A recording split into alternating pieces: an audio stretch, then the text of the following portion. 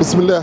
الحقيقة اليوم مديرية غات تستقبل الدعم من الحكومة الليبية، واليوم حقيقة يوم سعيد انها واحدة في مكان الحدث، وننزلوا في المكاتب الجاهزة.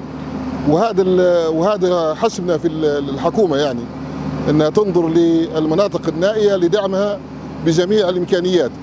حقيقة توا بالنسبة لمديرية الأمن تحتاج إلى دعم كبير، تحتاج لآليات، تحتاج لأسلحة، تحتاج لتوحيد الجهود من أجل فرض الأمن داخل هذه المناطق هذه.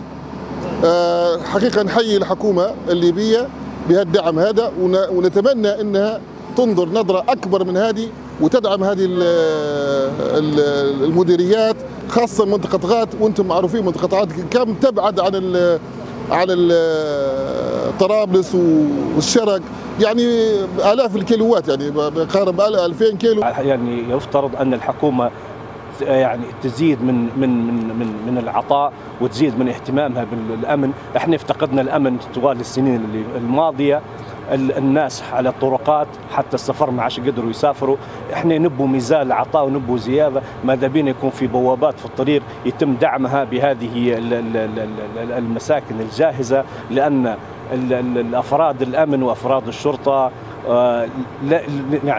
لا يمكن انهم يكونوا في موقع او في نقطه تفتيش امنيه بدون ان تتوفر لهم كل الامكانيات. واحنا